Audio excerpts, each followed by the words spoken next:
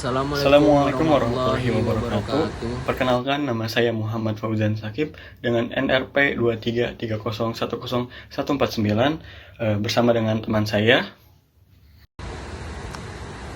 Perkenalkan, nama saya Dimas Gunawan, NRP 233010155 dari kelompok 20. Di sini kami akan menjelaskan dan menjawab soalan-soalan yang dijadikan sebagai tugas besar pendahuluan praktikum proses manufaktur periode 2024-2025. Nah, pertanyaan pertama ada di perbedaan mikrometer sekrup dan jangka sorong. Nah, mikrometer sekrup adalah alat ukur dengan presisi yang tinggi yang digunakan untuk mengukur dimensi luar benda kecil dengan tingkat akurasinya itu 0,01 mm. Sedangkan jangka sorong adalah alat ukur serbaguna yang digunakan untuk mengukur panjang, diameter luar, diameter dalam, dan kedalaman. Nah, tetapi bedanya itu mikrometer sekrup itu lebih presisi 0,01 mm, sedangkan jangka sorong lebih fleksibel dengan 0,05 mm. Nah, nomor selanjutnya, nomor 2, apa pengertian dari zero error negatif pada jangka sorong dan contohnya? Zero error negatif adalah kondisi rahang pada jangka sorong saat ditutup, tetapi skala Vernier berada di bawah 0, skala utama. Artinya, alat menunjukkan kesalahan negatif yang harus dikurangi dari hasil pengukuran. Misalnya contoh, pada saat ditutup tuh terbacanya min 0,02 mm. Maka setiap hasil pengukuran harus dikurangi dengan 0,02 mm. Nah, pertanyaan ketiga itu bagian-bagian jangka sorong. Yang pertama itu ada rahang luar dan geser untuk mengukur diameter luar.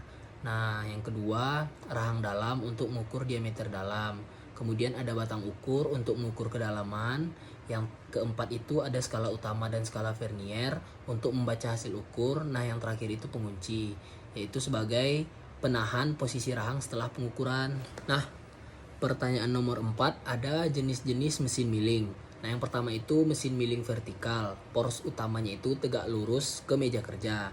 Yang kedua, mesin milling horizontal. Poros utamanya itu sejajar dengan meja kerja. Nah, ada juga mesin milling universal yang bisa diatur ke arah vertikal atau horizontal. Nah, fungsi utamanya itu untuk membentuk permukaan benda kerja dengan pisau potong yang berputar. Oke, pertanyaan kelima, macam-macam eretan atau support pada mesin bubut. Nah, yang pertama itu ada eretan memanjang atau nama lainnya sadel, gerakan tol sejajar sumbu benda. Kemudian ada eretan lintang, gerakan tol ke arah melintang. Kemudian ada eretan atas atau kompon untuk pemotong miring. Kemudian ada steady rest, itu menopang benda panjang agar tidak goyang. Yang terakhir ada follow rest untuk menopang benda di belakang tol pada saat proses pembubutan. Soal nomor 6 yaitu macam-macam jenis las dan peruntukannya. Yang pertama ada las gas atau oxy-line welding. Peruntukannya cocok untuk mengelas baja ringan, pemotongan logam, dan perbaikan kecil. Prinsip kerjanya menggunakan campuran gas, acetylene, dan oksigen untuk menghasilkan nyala api sebagai sumber panasnya. Yang kedua adalah las listrik SMAW atau shield metal arch welding. Peruntukannya banyak digunakan di industri konstruksi dan perbaikan logam berat. Ini menggunakan elektroda yang menghasilkan busul listrik untuk mencairkan logamnya. Kemudian ada las TIG atau tungsten insert gas. Yaitu peruntukannya cocok untuk logam tipis seperti aluminium dan stainless steel yang presisinya tinggi. Jadi prinsip kerjanya menggunakan elektroda tungsten dan gas pelindung argon atau helium.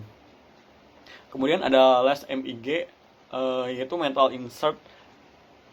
inert gas. Peruntukannya banyak digunakan di industri otomotif dan manufaktur karena cepat dan juga otomatis. Kemudian ada las spot atau spot welding. Jadi peruntukannya biasanya digunakan untuk menggabungkan lembaran-lembaran logam tipis ya, seperti pada bodi mobil gitu, menggunakan tekanan dan arus listrik untuk menyatukan logam di titik-titik tertentu. Kemudian ada las submerged arch welding SAW.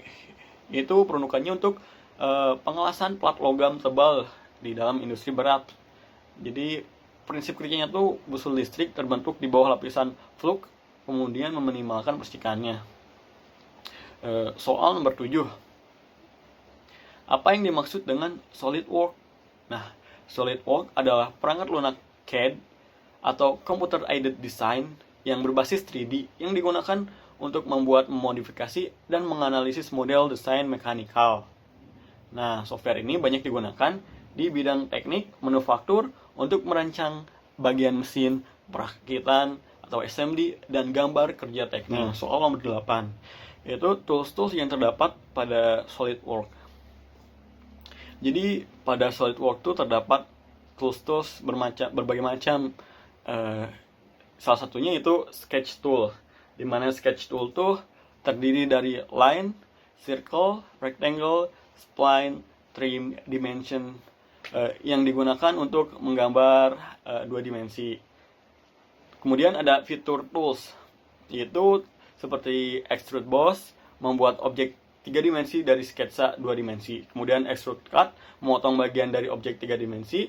Kemudian Revolve, membuat objek 3 dimensi dari sketsa yang diputar. Kemudian ada Fillet dan Chamfer, yaitu kalau fillet itu memberikan lengkungan, atau chamfer itu memotong pada bagian sudut. Kemudian ada shell, itu mengosongkan bagian dalam objek 3D. Kemudian ada assemble tools, yaitu mate, insert, komponen untuk merakit beberapa komponen menjadi satu. Kemudian ada simulation tools untuk menganalisis kekuatan, tegangan, dan deformasi benda. Kemudian ada drawing tools, yaitu untuk membuat gambar kerja teknik dari model 3D, termasuk dimensi dan notasi. Kemudian soal nomor 9, yaitu apa yang dimaksud dengan Mastercam? Mastercam adalah suatu perangkat lunak CAM atau Computer Aided Manufacturing yang digunakan untuk membuat jalur pemotongan atau tool paths pada bagian mesin CNC atau Computer Numeric Control, di mana Mastercam ini memungkinkan pengguna mendesain dan memprogram pengolahan komponen dengan mesin bubut atau fries dan lainnya secara efisien dan presisi. Jadi fungsi utamanya itu mengkonversi desain CAD menjadi instruksi mesin CNC atau G-code. Nah, digunakan oleh industri manufaktur, permesinan, dan juga fabrikasi logam.